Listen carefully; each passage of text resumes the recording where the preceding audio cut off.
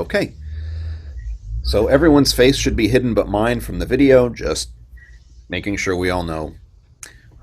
Hopefully it will only be me visible. So we're here for Mussar Part 2, and since Ami is not here to strictly enforce my Hebrew pronunciation, I'm probably going to say Mussar and whatever else because everybody knows what I'm talking about, and Ami I sometimes. agree with Ami. It's got to be Mussar. Well, okay. But it's from Lithuanian yeshivas, so it can't be said that way. Um, That's true.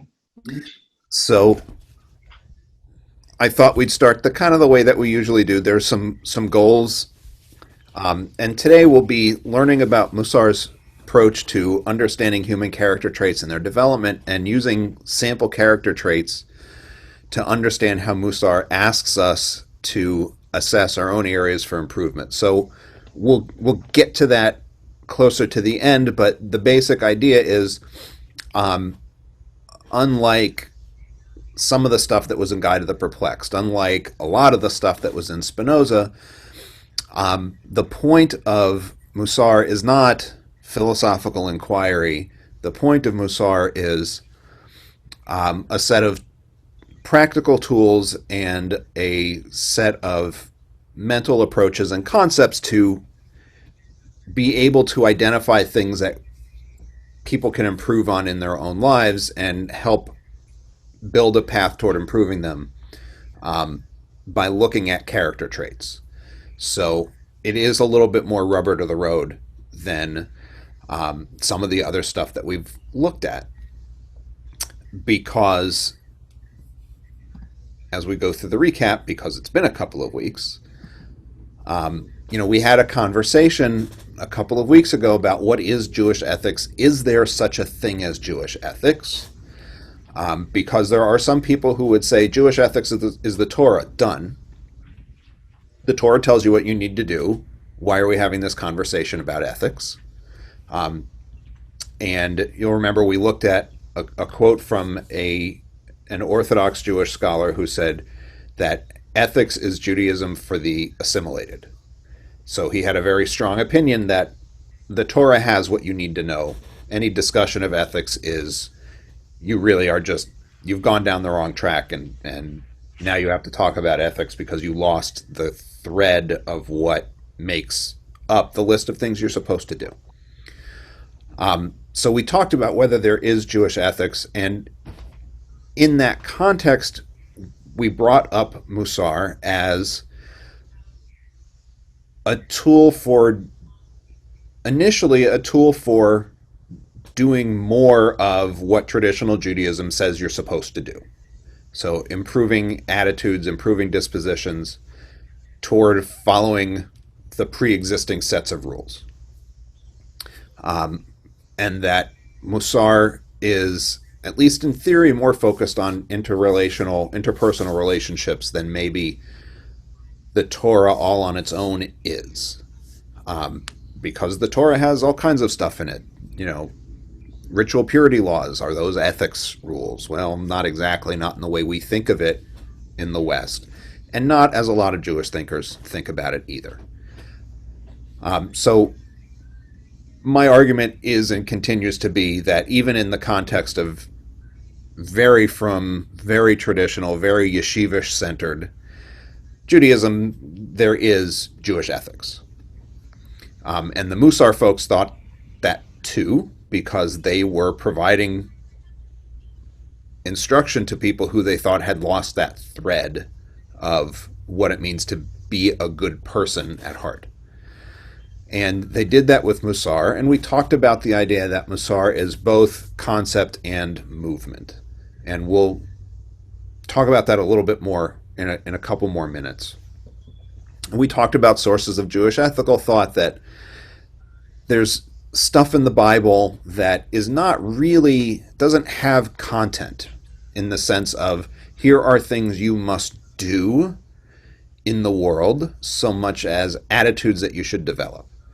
And that idea that there is some kind of set of attitudes gets developed throughout Jewish history and in a lot of different kinds of literary sources, that once we get past the biblical period and definitely past the rabbinic period and into the medieval period, you get all kinds of different things. You get people writing philosophical treatises. You get people writing ethical wills, right? These letters to children or other descendants where there's some amount of scolding and some amount of this is what I want you to do as you go through the world and go through your life. Remember, we saw the one that was from Judah ibn Tibbon, the father of Samuel ibn Tibbon. Samuel was the person who translated Maimonides from Aramaic, from Arabic into Hebrew. And the letter from Judah ibn Tibbon to his son was chastising his son for not paying enough attention to learning Hebrew. So either he took his father's advice or his father was just hypercritical. Who knows? Maybe both. And then we talked about modern sources of Jewish ethics, and I put Mussar into modern sources of Jewish ethical thought. So there's Mussar texts that are from the medieval period, but a lot of Mussar is modern in orientation. And we'll see a little bit more of the psychology of Mussar. For lack of a better term, it's not formal psychology, but it's its understanding of the human psyche. We'll see a little bit more about Mussar's approach to human thought and cognition and the psyche and how you get better. And we'll see that a lot of it is actually very modern in its approach to some things.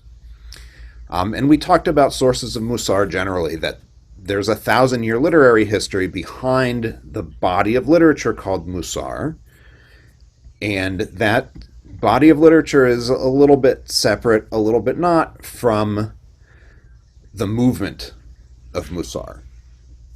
That a lot of the really important texts, if you go into a traditional Mussar study environment, a lot of the important texts predate Mussar as a movement, but build on that foundation, and that the development of Mussar is really about consolidation of a few different strands of Jewish thought into a single, more practically oriented package. And so here are a list of different sources, and we looked at ethical wills a little bit, and we talked about philosophical works. Some of those talk about ethical perspectives and things like that. We looked at Pirkei Avot,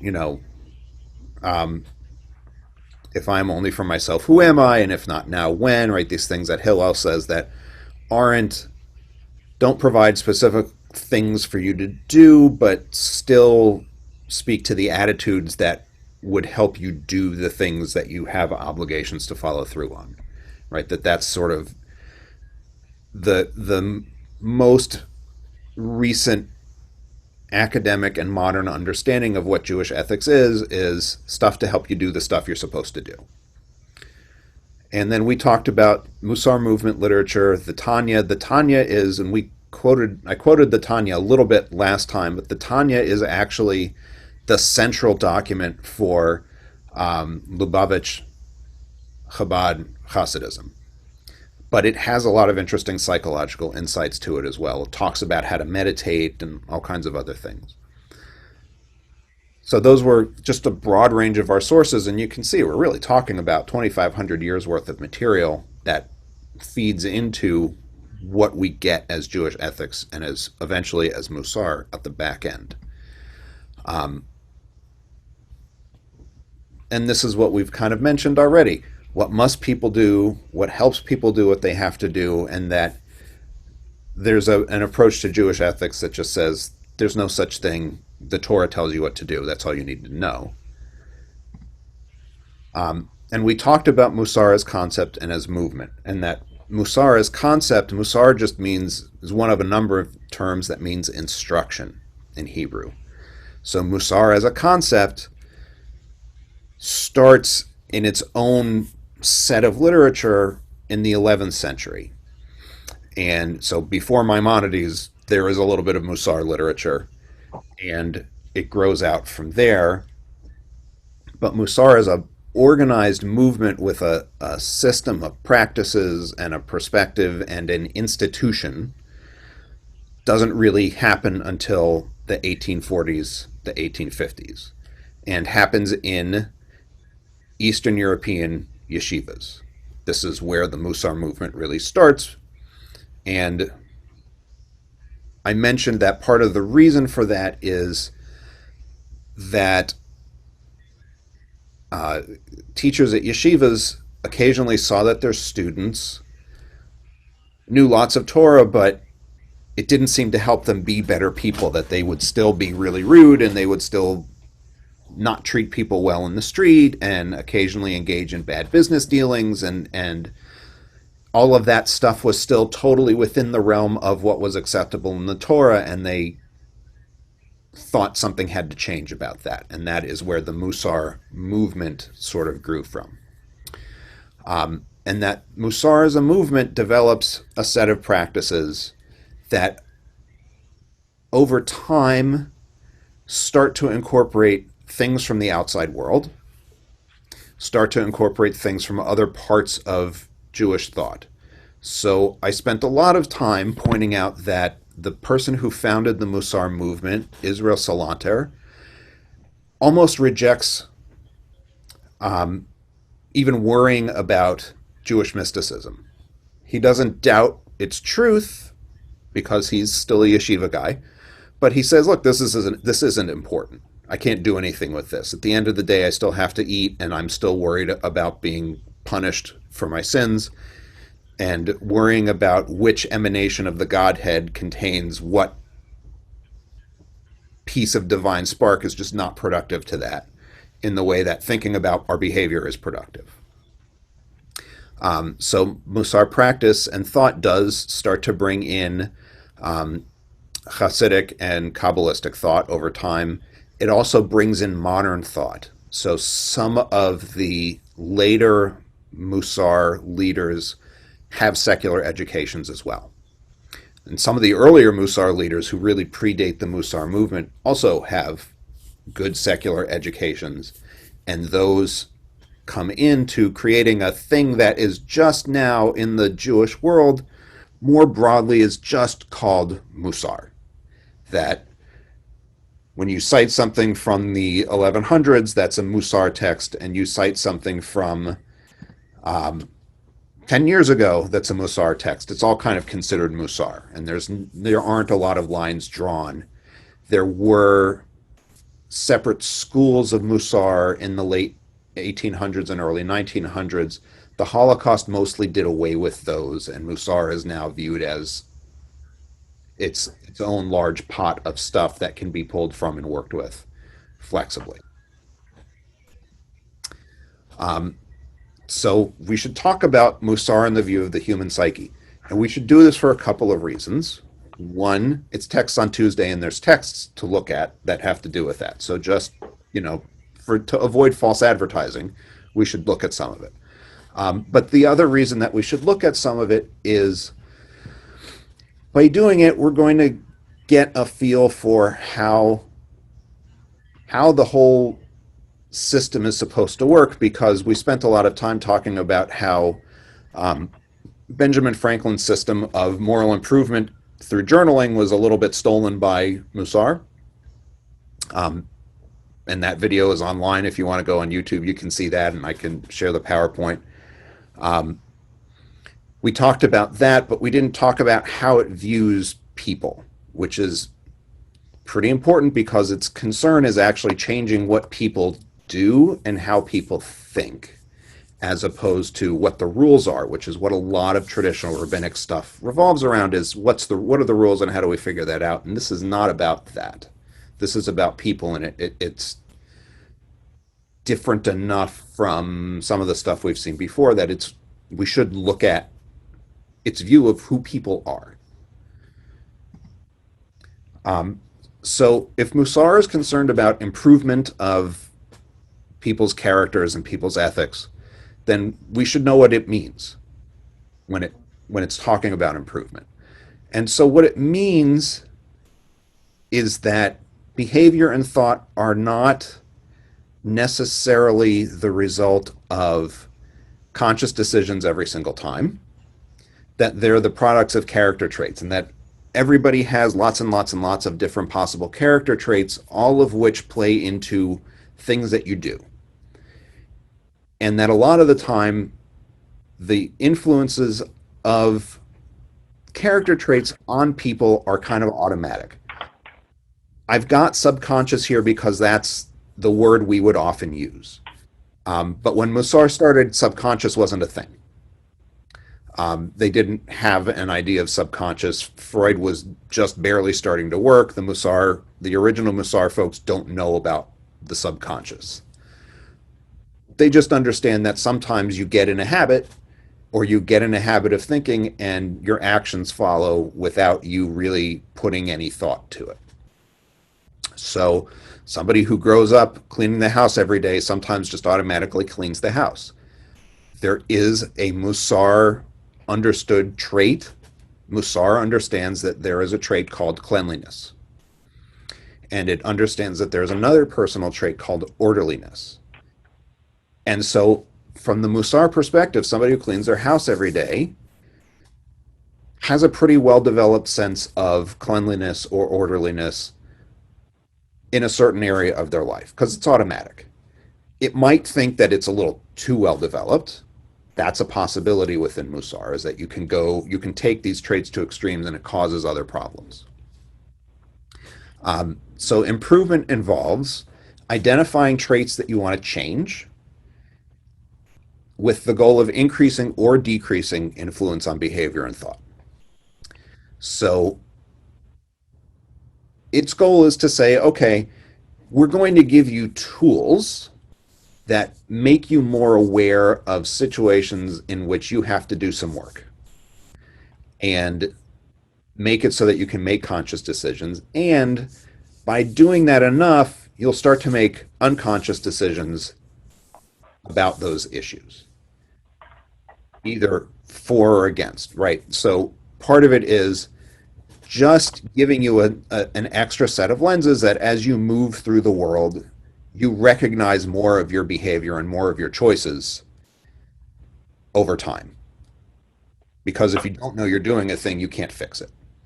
And one of the examples that is given in some of the traditional Mussar literature is, okay, look, somebody who's a robber clearly is accustomed to making routine choices about theft and about using violence to take things from other people.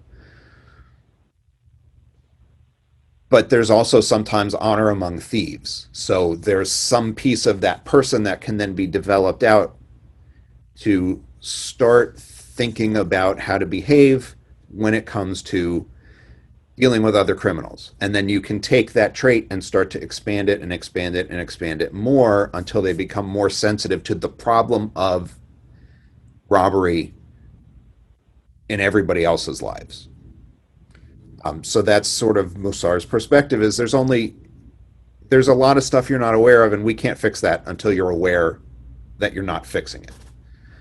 So initially it's figure out when it applies so that you can make a conscious decision, and then start to get you to the point where you don't make conscious decisions.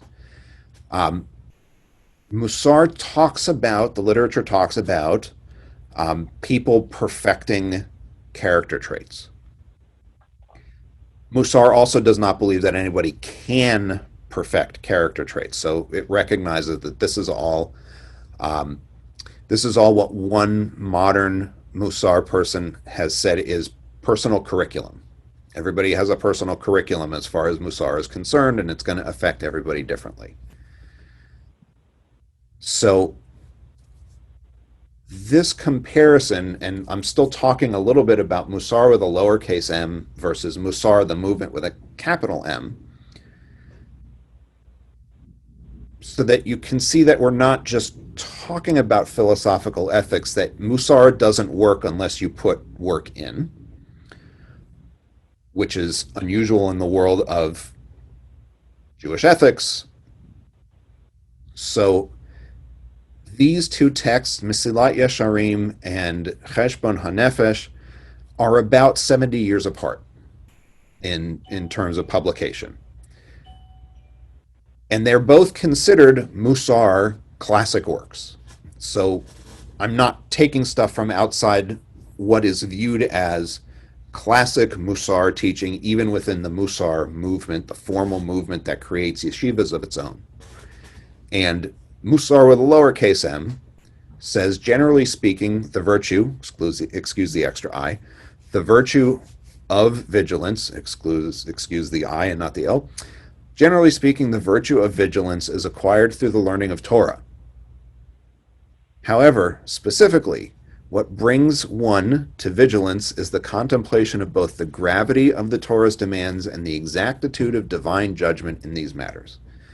So the author of this work is a Moshe Chaim Luzzatto is a mystic. So he accepts as a given that there's reward and punishment in a world to come for things that you do that are wrong. But he says this is how you learn to be a good person, is you study Torah, and it makes you aware of how important it is to follow the rules and how bad it can be if you don't follow the rules because you'll be punished. So this is representative of 2,500 years of Jewish thought. Here are the rules. You'll be punished for not following the rules. This is what you need to be a better person. That this is how ethics were taught. Cheshbon Ha-Nefesh, and we're talking 1770s here and 1840s here. Cheshbon Ha-Nefesh says, even though the sages, these guys, admit that the ultimate success of disciplining is contingent upon deceiving and tricking the animal spirit within man, they did not pursue this. In other words, they never taught this. They knew this. He's saying they knew this because, of course, he has to legitimize a very different way of doing things. So he says they knew you have to kind of work on the person and on the psychology in order to get them to do stuff the right way. He said, but they never bothered to teach this. On the contrary, they placed their trust in the efficacy of reward and punishment. They knew you had to train people, and not just train their minds, but train them in more physical ways to follow the rules, but they actually never taught any of that. And part of why he says they never taught any of that is there is a traditional Jewish concept that we probably haven't talked about very much at all in the last 6-7 months, although a little bit we have, called Zechut Avot. Zechut Avot means merit of the fathers, literally fathers, merit of the ancestors. And there is this idea baked into Orthodox Judaism that, and before there was Orthodox Judaism, into all of these other forms of religiously centered Judaism. There is an idea called Zechut Avot, and Zechut Avot is the idea that prior generations are just better than we are. And every subsequent generation is a little bit worse than the one that came before it. A little bit more removed from Mount Sinai, a little bit more removed from the knowledge of the rabbis, a little bit more lost in terms of how to understand all of these important texts, a little bit more lost in terms of how to follow Torah. And the remedy for that is in part to keep writing things down. So if you were with us when we studied Midrash, we talked about the problem, and we talked about oral Torah and the Mishnah. We talked about this general problem that the rabbis seem to think exists, where the farther away you get from the date of revelation, the worse our knowledge is of things, and the more the stuff that's oral Torah has to be written down, even though oral Torah wasn't supposed to be written down. This is kind of their view of things. So what the author of Cheshbon Ha-Nefesh is saying is, in part, the rabbis of the Talmud were so great that even though they understood human psychology, they didn't write down how to affect human psychology. Because They were our ancestors. They didn't need to know this.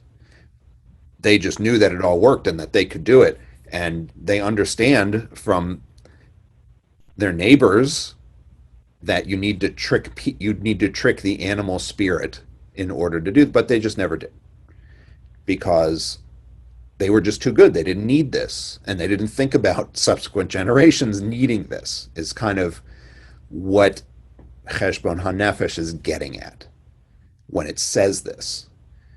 So Cheshbon Ha-Nefesh is actually the first big Mussar related work that starts to talk about how to do the process of tweaking attitudes and adjusting behavior. Because the author realizes it's not enough to just tell you what the Torah is and tell you what the punishment is going to be, because obviously people still don't follow through. So something else is missing, and he thinks the missing thing is the practical program, which is part of why he just grabbed the moral perfection section from Benjamin Franklin's autobiography and took it as his how you journal all of this stuff. How do you track your own behavior? He just grabbed it from Benjamin Franklin. The chart even works the same way with the same number of columns and all of that other stuff. So what does he mean by improvement? How do you do it?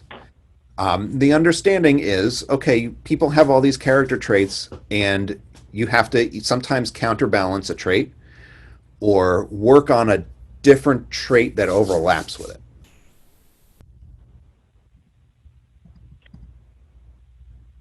When was Cheshbon Ha-Nefesh written? Cheshbon Ha-Nefesh was written in the early 1800s, but it didn't really get broadly known to the world until the 1840s, when the founder of Mussar as a movement, Israel Salanter, who was the head of a yeshiva, persuaded a publisher in Lithuania to print the book. Because the writer of Cheshbon Ha-Nefesh was actually connected to Haskalah in Eastern Europe, to the Eastern European version of Jewish Enlightenment, and he couldn't get it published in Eastern Europe, which is where he really wanted it published.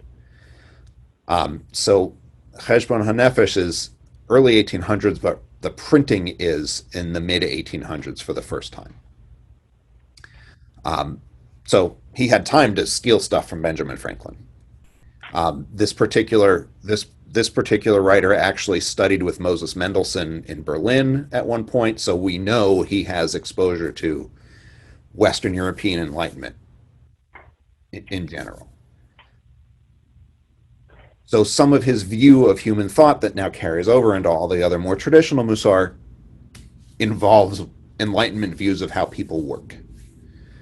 And so there's an understanding that traits can be counterbalanced, and the focus in Mussar is almost never of the sort that goes like this. I'm angry all the time. I need to stop being angry. I really have to work on my anger. Because how do you work on your anger? What's the underlying cause of anger? From the Mussar perspective, the underlying cause of anger is that there's something else that's out of whack in your character traits or in your dispositions to things.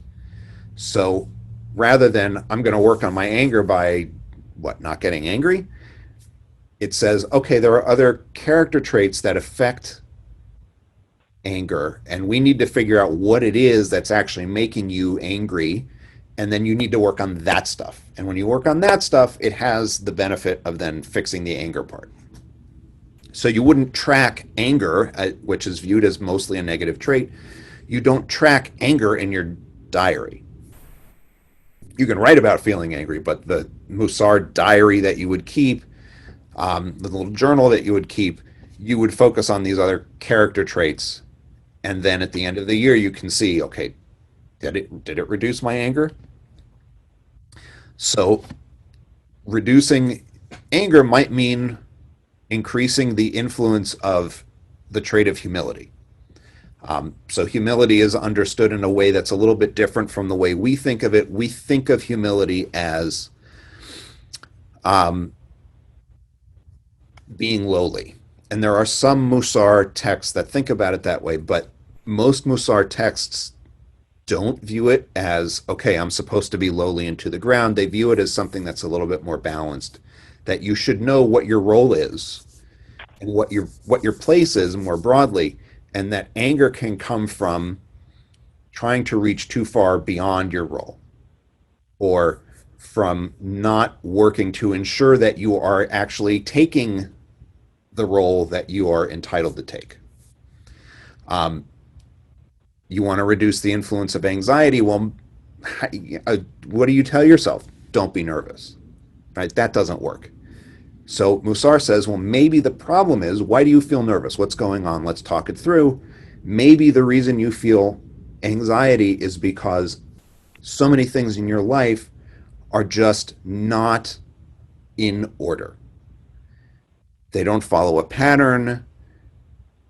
Too many things don't follow a pattern, and it's a lot of extra stress. And so the thing that we maybe need to do to fix the anxiety piece a little bit, and they do understand that they don't call them psychiatric illnesses, but they do understand that there's anxiety and there's anxiety disorder. And you don't fix anxiety disorder by making sure that your house is clean. But general kind of feeling of unease all the time, that can then make you angry, right? A general feeling of unease, sometimes they say, okay, well, maybe you need to work on making sure that the things in your life are in order. So you wake up in the morning, you figure out all the things you're going to do, right? It would suggest a journaling practice or some other things. Um, and increasing a trait's influence can mean increasing a related trait's influence. So Mussar has a trait called equanimity.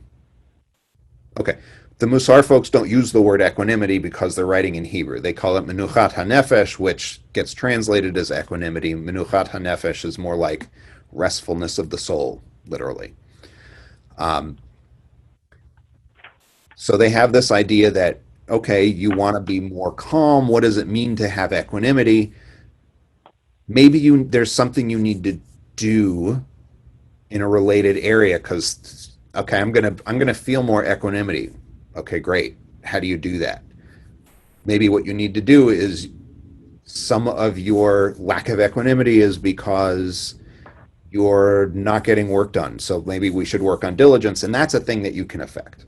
Or humility, maybe you're feeling uneasy about your role at work because you are not taking up enough of the space that you should be taking up. So we work on the trait of humility.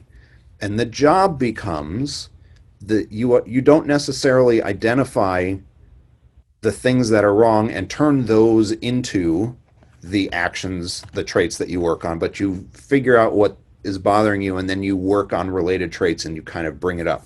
The idea of a rising tide lifts all boats, in essence.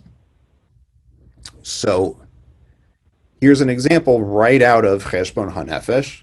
And I'm citing Cheshbon Ha-Nefesh in part because, one, it's the shortest commonly available Mussar text, which is always a winner, right? Um, but two, most of the Mussar method really does just come out of this book.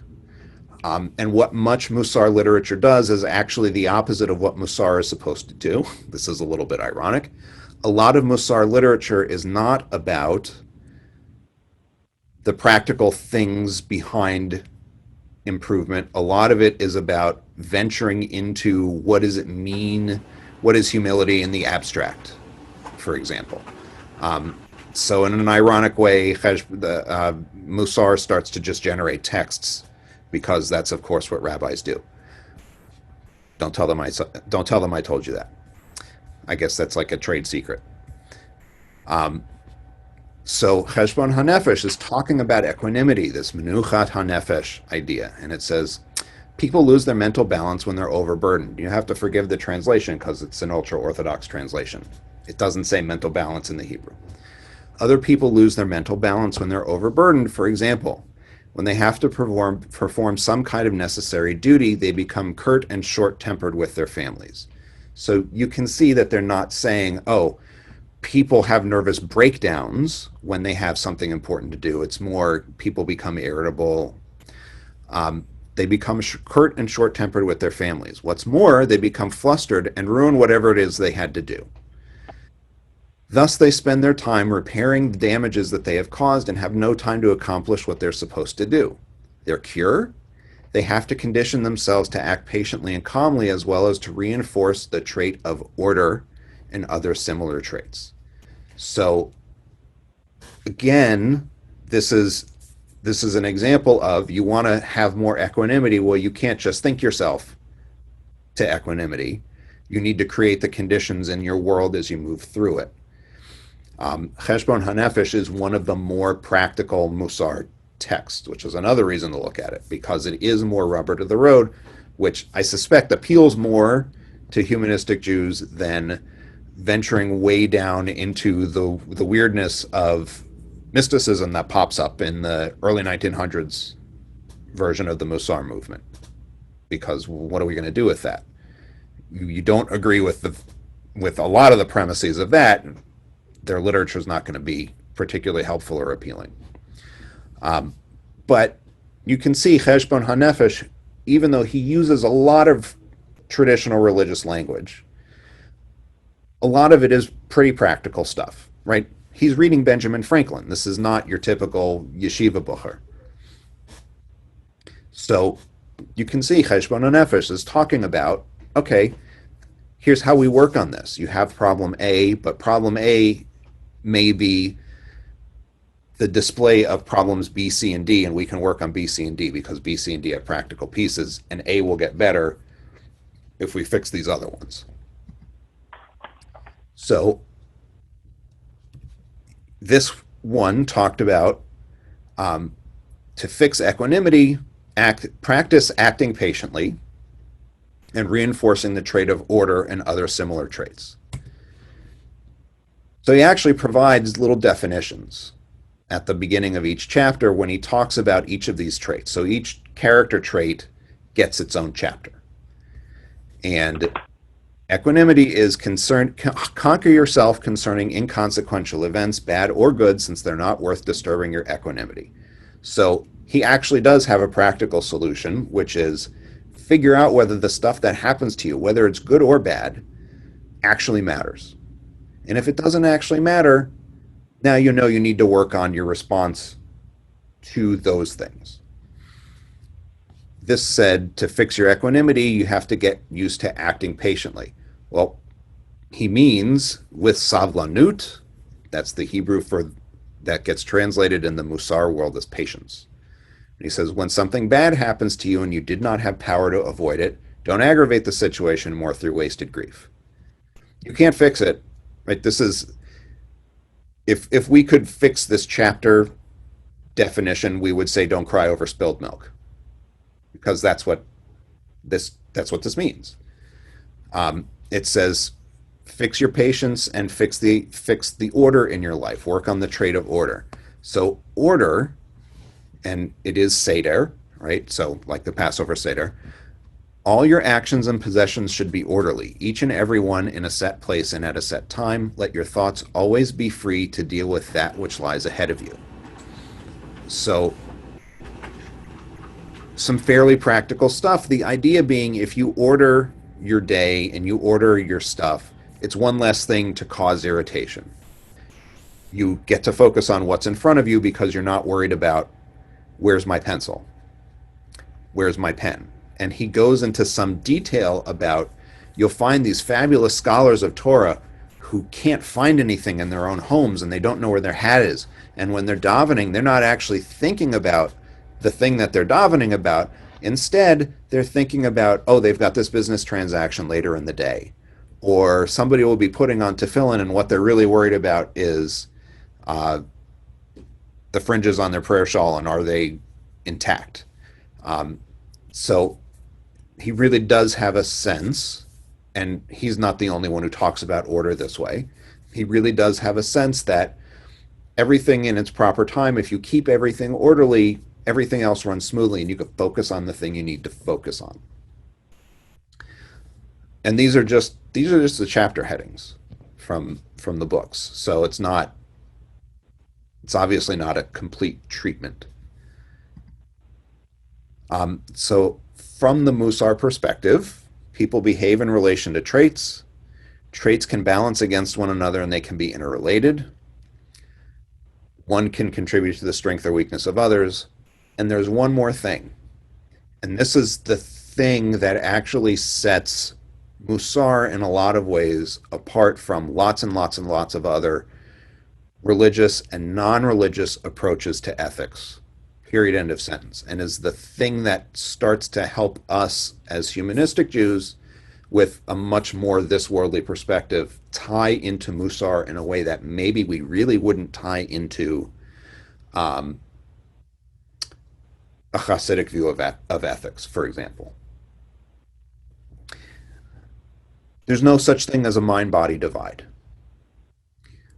Um, Classic Mussar movement does not do dualism.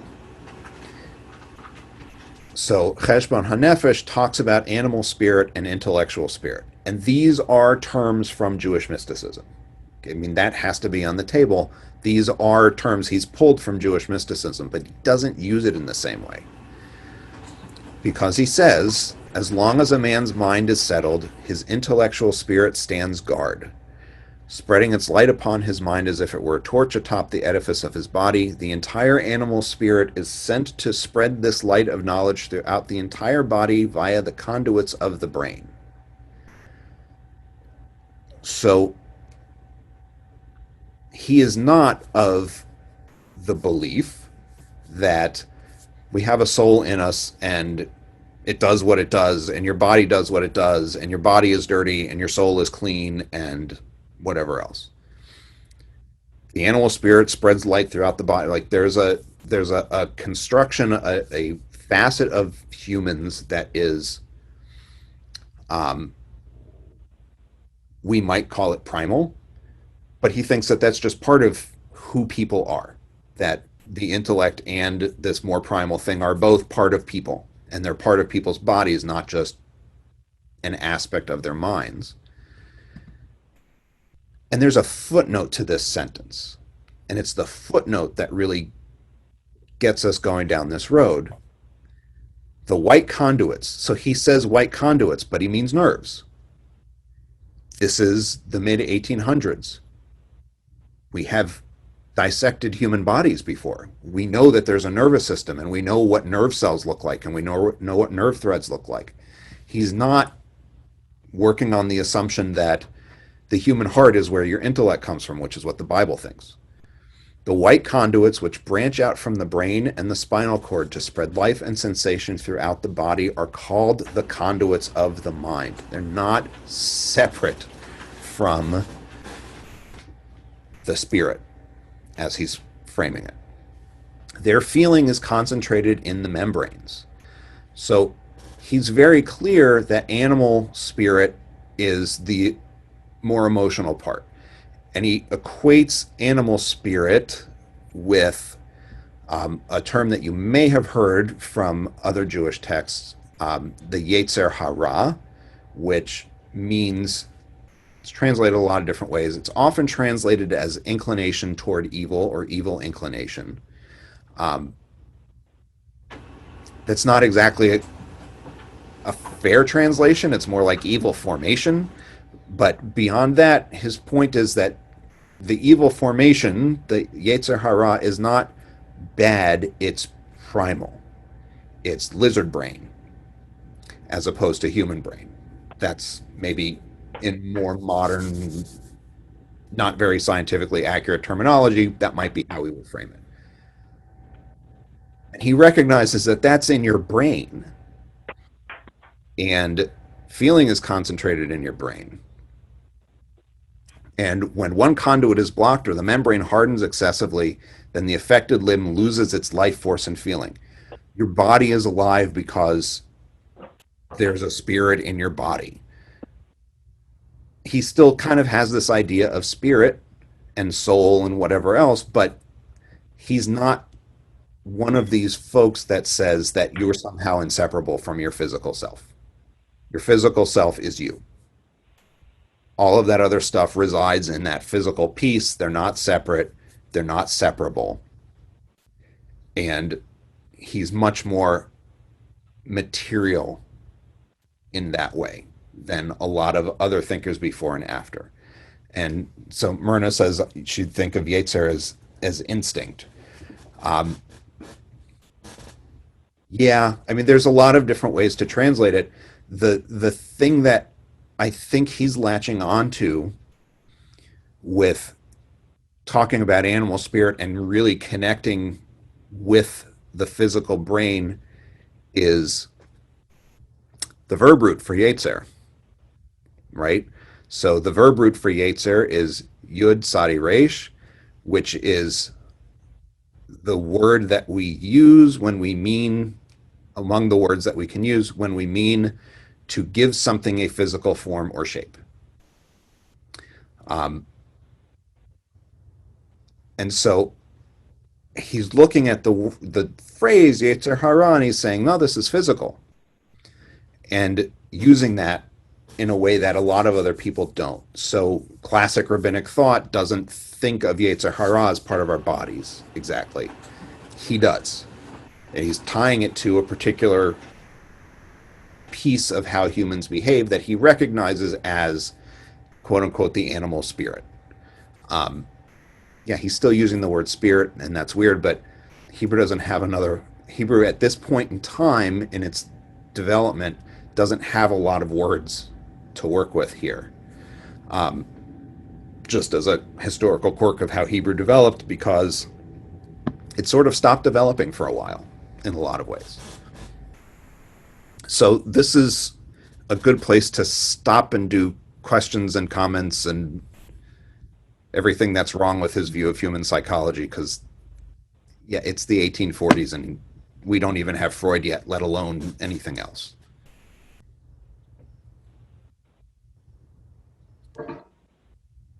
I don't know. I think it sounds pretty sophisticated.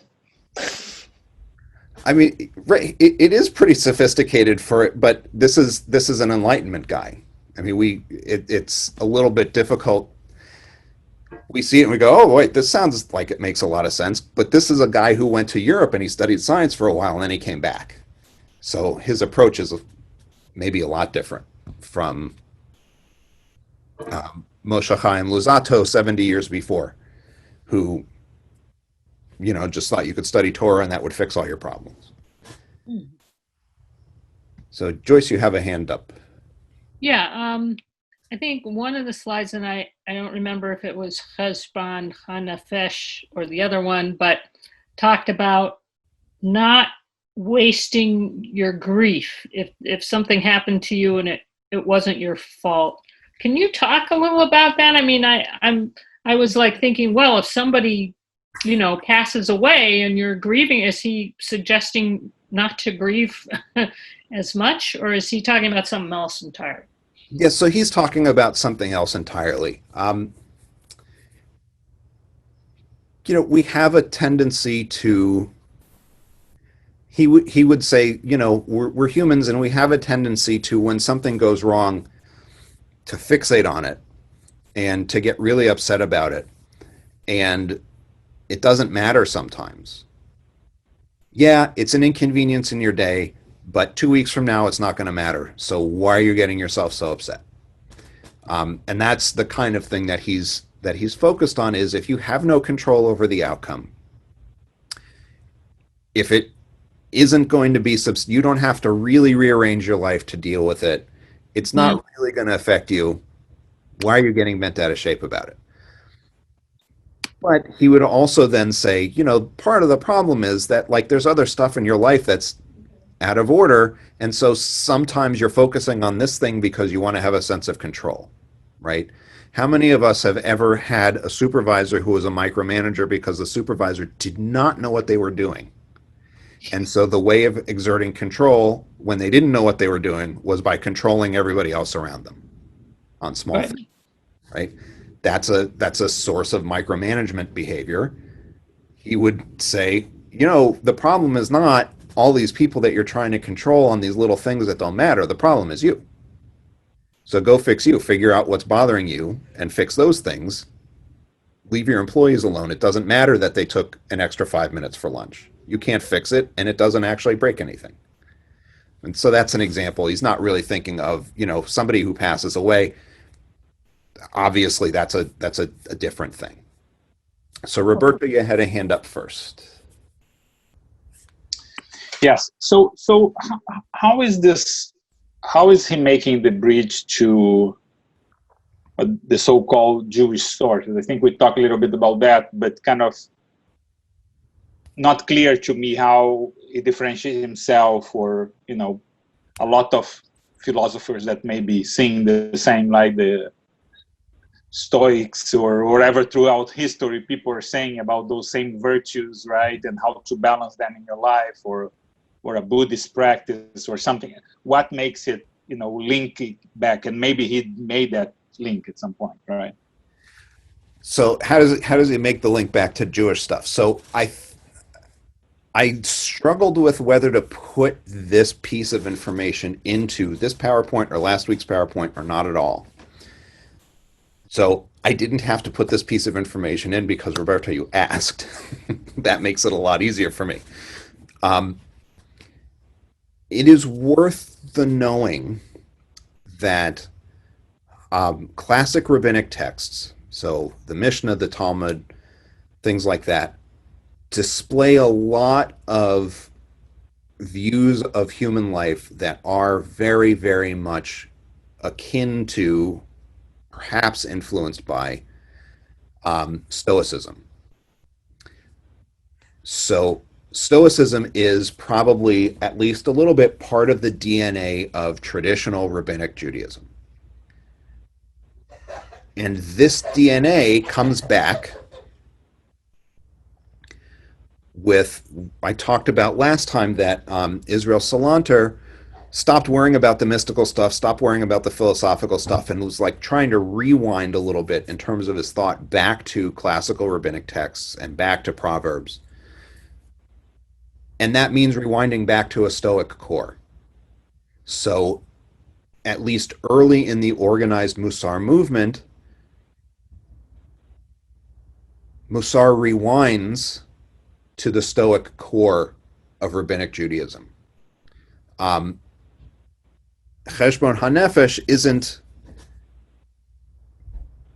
is crucial to how the modern Mussar movement forms, but it does predate it, right? It's a book that Israel Salanter pulls in and says, this is part of the thing we do.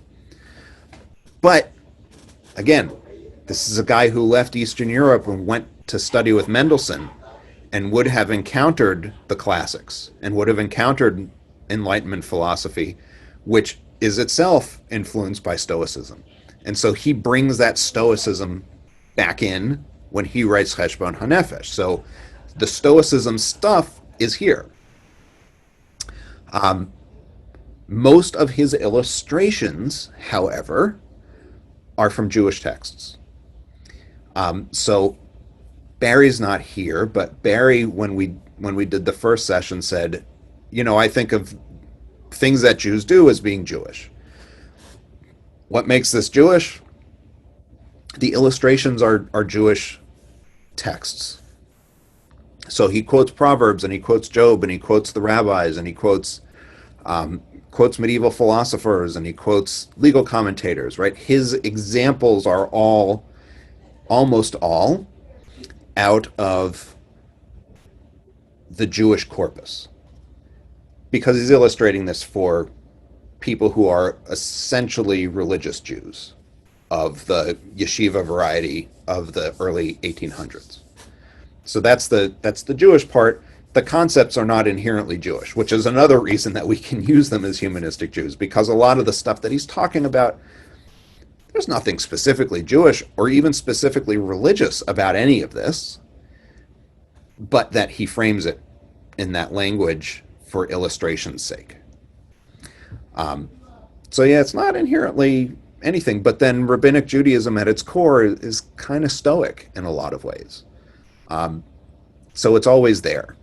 And it's a question of how much the sources are engaged with that gets you the stoicism in or out of some of these practices and some of these streams of thought. And then Buddhism has this kind of middle way approach. Stoicism has a middle way approach.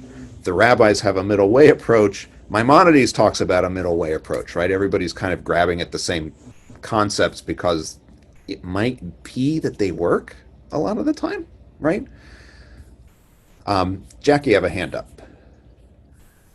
This approach of identifying traits to strengthen in order to rectify shortfalls in other traits, is this an exercise in solo introspection, perhaps aided by Mussar texts? It seems quite at variance with kind of yeshiva partner study practice, if it's really a solo endeavor. Yeah, so for people who aren't familiar with what Jack means with the yeshiva partner study practice, so the traditional mode of study in many yeshivot is that you pair off with a study partner and you take whatever the text of the day is and you study it together. You read it to each other, you try to figure out what it means. It's called chevruta. Chevruta literally just kind of means friendship or friend pair. And so that's the chevruta practice. More broadly, what happens in the yeshiva is people study in chevruta together, and then they come back together for the main shiur. See, I'm saying it wrong, right? Myrna is now going, it's shiur. In modern Hebrew, it's shiur. If you are in a yeshiva, no one says that. Everybody says shiur. So they do their chevrusa, which is how you would say it, and then they come into shiur, and in shiur, the rabbi, usually the head of the yeshiva or whoever the teacher is for that year, expounds on all of the stuff that you were supposed to study and illuminates it and whatever else. So it is a very communal way of studying, right? You don't really do homework, but you're there from like 9 in the morning to 8 o'clock at night. So that's the kind of the chevruta shiur version of things. What happened in the classic Mussar movement was that a chunk of the day turned into this. And some of it was done alone, and some of it was done in partnership study, and some of it was done in consultation directly with whoever the Mussar master at the yeshiva was. It was usually the head of the yeshiva too. So everybody would study a Mussar text together, and then they would be tasked to think about what the things are that they were working on and catalog their progress and talk to one of the Mussar masters who was there to figure out what's supposed to happen. But the work on it is work that you do essentially alone. So the journaling practice is a practice done on one's own. The meditation part is done on one's own because the way Alan Morinis, who's a kind of a modern Mussar guy, the way Alan Morinis puts it is everybody's got their own personal curriculum. So your personal curriculum determines what you've got to work on, and nobody else can do that for you. But you can talk to people about it. So there is sort of the traditional yeshiva social study part, but it is less important. Because again, nobody's there when you have to make a decision about an issue that actually comes up in your life. But the study of the material is done in that same kind of partnership setting. So the parts of it that can be done that way are done that way. The parts of it that can't are not. Because it's still Jewish texts, and that's still how in a yeshiva Jewish texts are studied. You don't study these things by yourself, and they don't exist on a page in isolation, that there's commentaries around it, usually. Other questions? And it should be said, Cheshbon Ha-Nefesh is, if you feel a great desire to pick up Cheshbon Ha-Nefesh, it is in an English translation, although it's a little tough to get sometimes. But the book is like the size of my hand in all measurements. It is not a thick book, and it is not a large book. So it is actually digestible in a way that a lot of other Mussar-related texts are not digestible, because he thought you'd keep it in your pocket and use it when you needed to look something up. It's not a big book.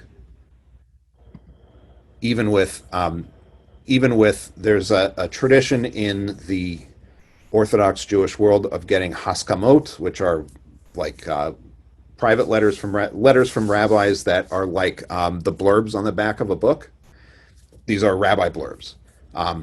There are haskamot in the beginning of it, and it still is not. It's not a big book. Okay, so we kind of talked about how Mussar views how people work, right? And we hit on some of the Stoic influences that are there, and we talked about that it does have a practical approach, and it views people as having bundles of characteristics that work against one another. So that's sort of the how people work, but there's the how of doing Mussar as a way of making things better. And the how of Mussar, right? Mussar has this toolbox, and I've been talking about it the whole time. The journaling thing that we talked about, a lot of it was grabbed from Benjamin Franklin, this idea that you put together a notebook, and the notebook allows you to track 4 cycles of 13 weeks. Each week is a different character trait that you track and think about really closely, and then the other ones you just kind of mark off on the list as you go. The idea of an affirmation. So we talked a couple of weeks ago about Cheshbon Ha-Nefesh saying, okay, so one of the things you do is you study these character traits well enough that just a word allows you to remember what the whole thing is about. The affirmation is the other part of it. It's a thing that maybe you build for yourself, or maybe you would build in a traditional yeshiva environment. You would build with whoever the Mussar master was at the yeshiva, the person who was really responsible for doing Mussar there. You would work with that person to build a statement that described what your goal was in changing your character with regard to whatever trait you were working on at the time.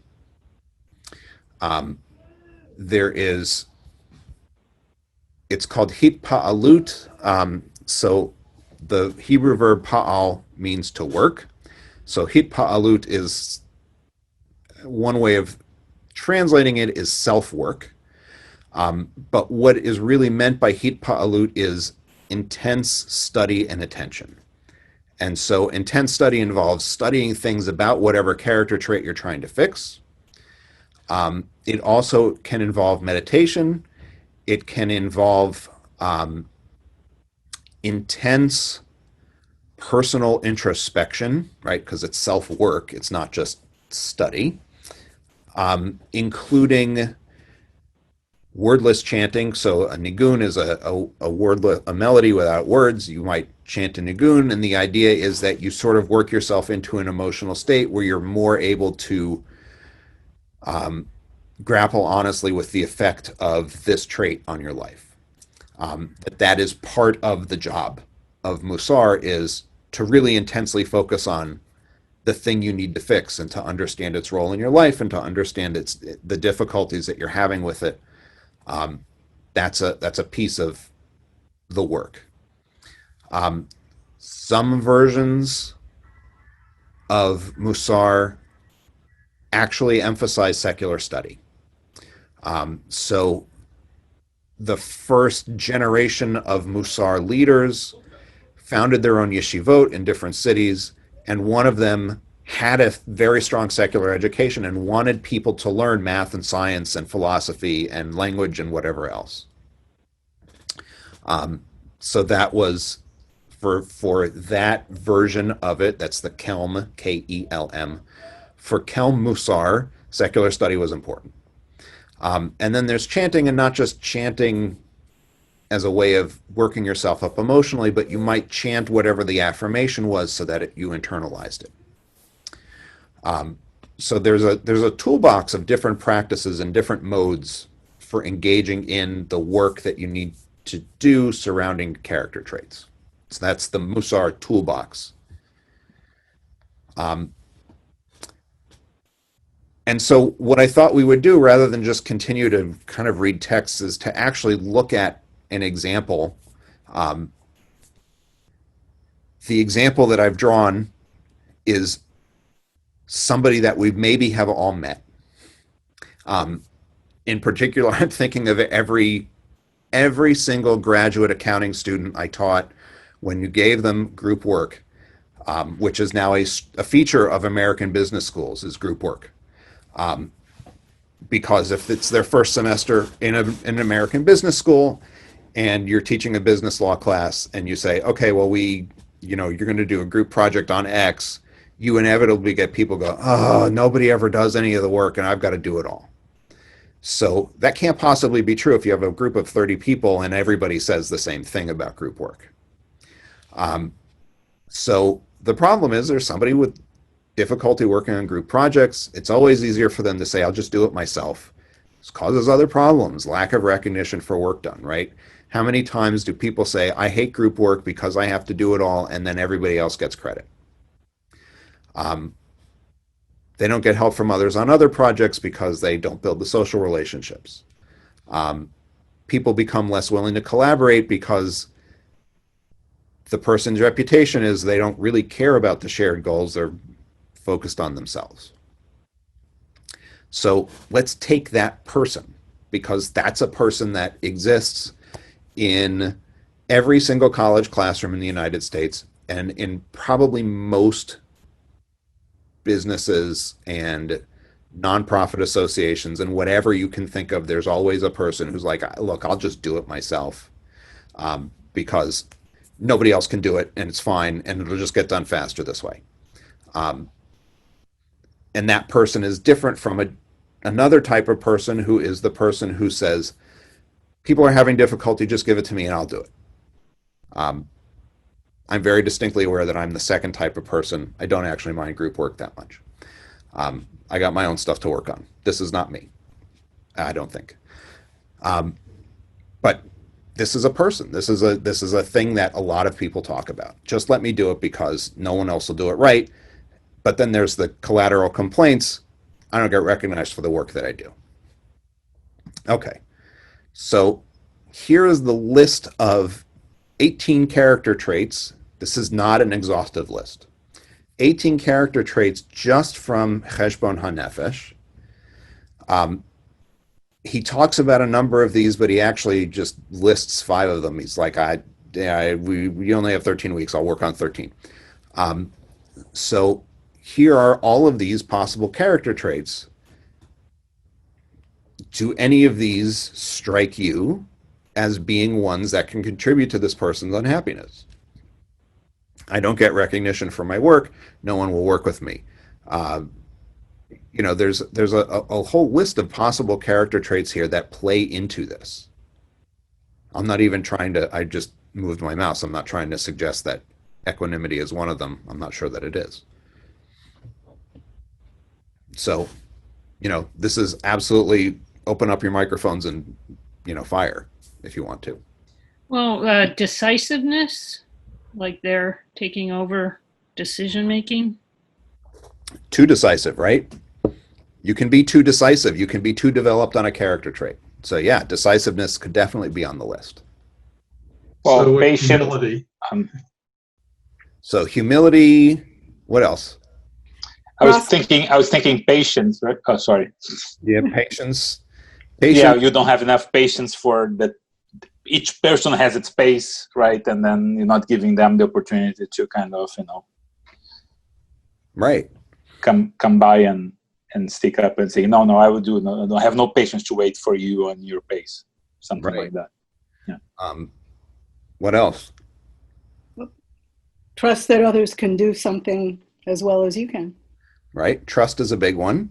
What else? Any other ones? Modesty? Yeah, that modesty maybe, yeah. Separation. Separation, yeah. How about generosity?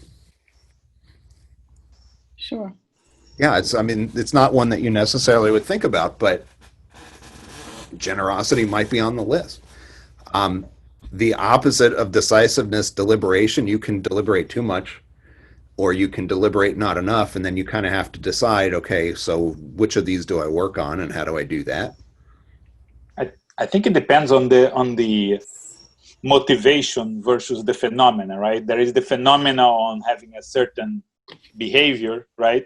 And then the motivation is going to affect which ones of those obviously are the driver, right? I mean, yes, it could be any of those things that we are saying, but depending on, again, what is motivating that person want to take a certain behavior, right? So that's what drives. It's not just the phenomena, right? Right. It's what behind it. How about diligence? Sure. I mean, there's another one. So what we've just done is we put together this person's 13-week notebook, which is what I entirely intended to have happen here, right? Here's this person. This is a person that a lot of us know. They have to work on this, right? It can't always be the case that group work is always terrible, right? If you do group work 10 times and it's terrible 10 times, maybe the problem is not the group. Maybe the problem is you. So we're putting together the person's 13-week notebook by saying, okay, here are the character traits that maybe are out of whack here. And so the answer is not, the Mussar answer as a program is not pick the character trait that's your obstacle and work on it for a year. The Mussar answer is pick the character traits that are the obstacles and you'll work on them for a year, but you're going to work 1 week at a time on each of them, and you'll cycle through 4 times because there's no other way of monitoring how well you do. And you can't just work on moderation 52 weeks out of the year because you'll lose focus. It's too much. You have to find some kind of a balance. So we've put together the person's notebook. The person's notebook should have deliberation and patience and maybe even moderation and decisiveness and zeal and trust and humility and separation and generosity and modesty, right? We put together the notebook. This is their curriculum for the year. Is okay, chart these, work on them for the year, figure it out. What do you need to work on? So that's what we did. That's the basic process of identifying the things to work on. So just taking the idea of humility, because I knew that we would very quickly get to the point that this person is actually not all that humble, right? I knew we'd get there pretty quickly, so I wrote out humility. So we should understand what Mussar means by humility, because it's not our typical view of humility. So we've got a couple of texts, right? One of them, the point is reached where one resorts to various subterfuges and deceptions so that others might seek virtues in him which he lacks. Generally, man finds his delight in examining his own virtues, in discovering even the smallest of his positive attributes, and the most minute fault in his friends, for he can then find reason to be proud even when in the company of great men. This is our person. In the 1840s, this is our person. This is the description of humility for the person who 10 out of 10 times says nobody else does group work right. And then Mesilat Yesharim, which is this other classic text. The underlying principle of pride is that a person has a high regard for himself, and in his heart he deems himself worthy of praise. And understand that Luzzatto is not saying that that is bad. He says that's important because that's what motivates you to do stuff. But the rule of thumb is that when a person thinks he's incorporated anything of the good things of this world, he is in immediate danger of falling into the pit of pride, right? So you recognize a good thing in yourself. Well, okay, now you're actually going down the wrong road, possibly because this is going to affect how you behave in the world. And we won't go through that too exhaustively. So Alan Marinis, who is this more modern Mussar person, has a mantra that he suggests for people working on humility. And it's no more than my place, no less than my space. And he says, think about how you sit on a park bench. Do you sit down on a park bench and you sit on the edge and you almost feel like you're being begrudged the space on the bench? Do you sit on the middle and block anybody else from sitting on it? What is your proper occupation of space on a park bench? Now think about that in terms of your life. There are people that should occupy more space in more settings. And there are people who should not occupy so much space in some settings, but maybe should occupy more space in others. And so his argument is a lot of the things, right? So this person that we're dealing with, anger is another factor, right? If I have a room of 30 graduate students, when I say we're going to do group work and all 30 of them go, oh, you've got to be kidding. Why are they angry? Well, okay, group work is a problem. Why is group work a problem? Well, maybe you're trying to occupy too much space, or you're not letting other people have the space that they should have, and there's a conflict happening. So this is kind of the Mussar approach, is to say, okay, this week I'm working on humility. What's the statement about humility that I'm going to work with as explaining my problem with humility given my issues right now? And so this person's issue is, like, how much space do you take up in the group work thing? You maybe think you think you should take up more space than maybe you really should. Maybe you are good, but no, you're not that good, and you need to learn that you're not that good.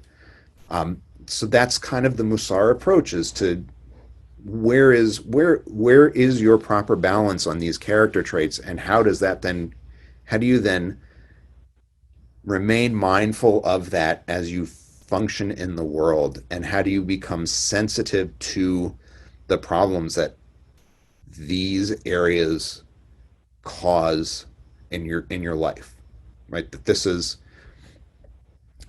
as I said, there's nothing particularly Jewish about this or religious about this.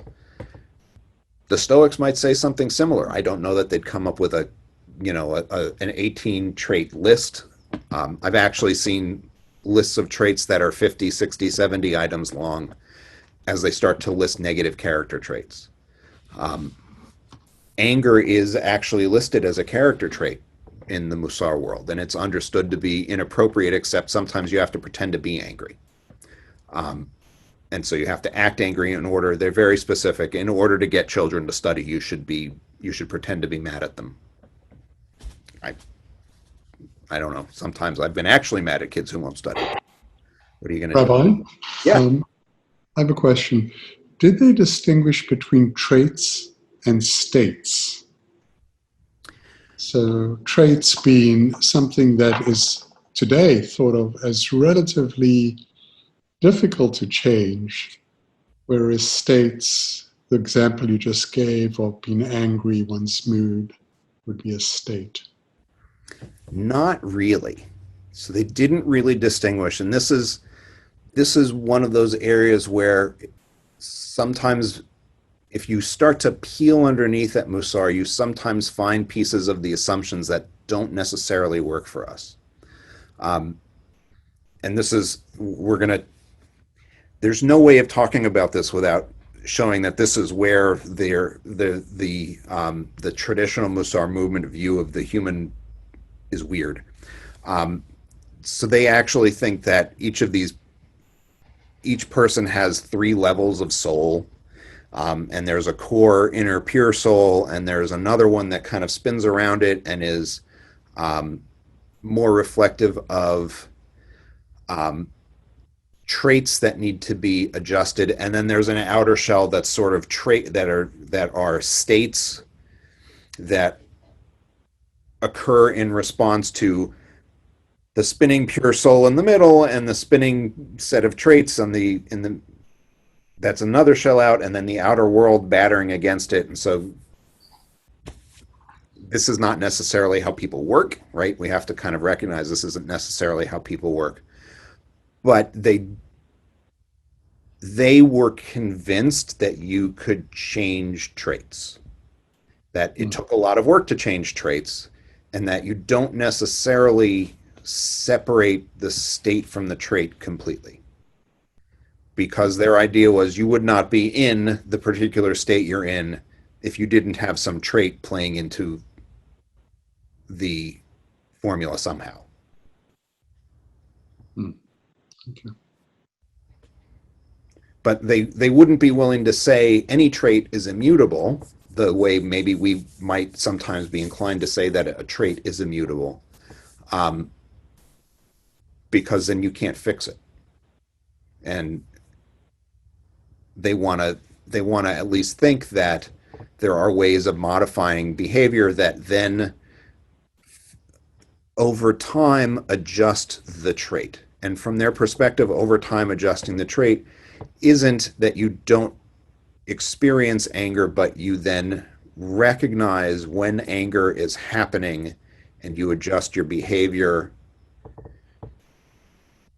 in a way that then ultimately makes you a less angry person over time. So there's this kind of reciprocal thing between your states and your traits that is affected by the outside world and by the work that you put in and your sensitivity to the problem, which is all very kind of complex. But they also always say, well, nobody's going to get this perfect, and everybody's always going to have more work to do. So they also recognize you can't get all the way there no matter what.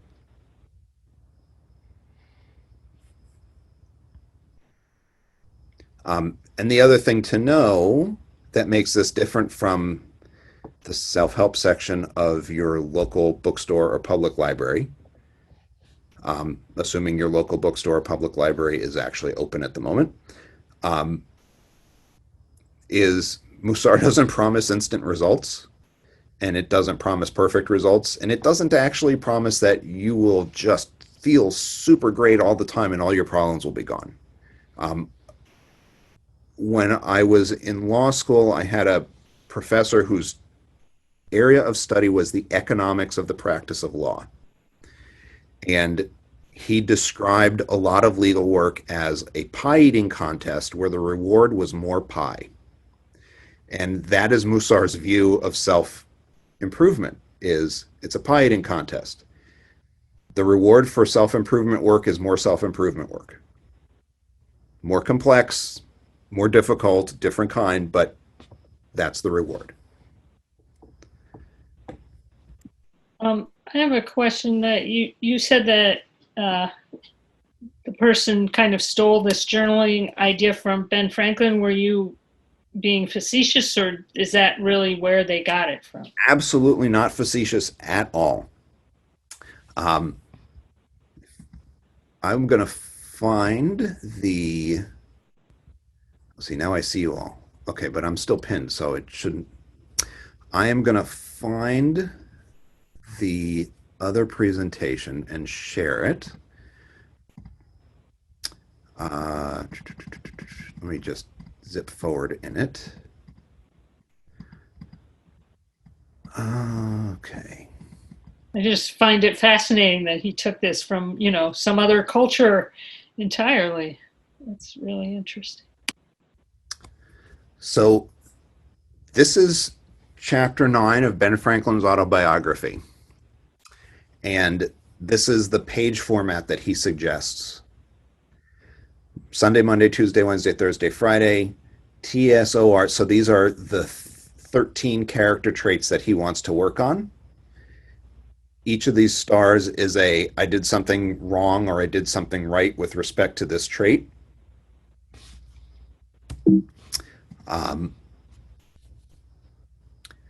This is the original printing of Cheshbon Ha-Nefesh. Sunday, Monday, Tuesday, Wednesday, Thursday, Friday, Saturday. Character trait, character trait, character. So this is equanimity, patience, order, going down the line of character traits. So there's essentially no question that he got this from reading Benjamin Franklin's autobiography. In fact, look at the character traits. Anything that's not bolded or underlined is shared by both of them.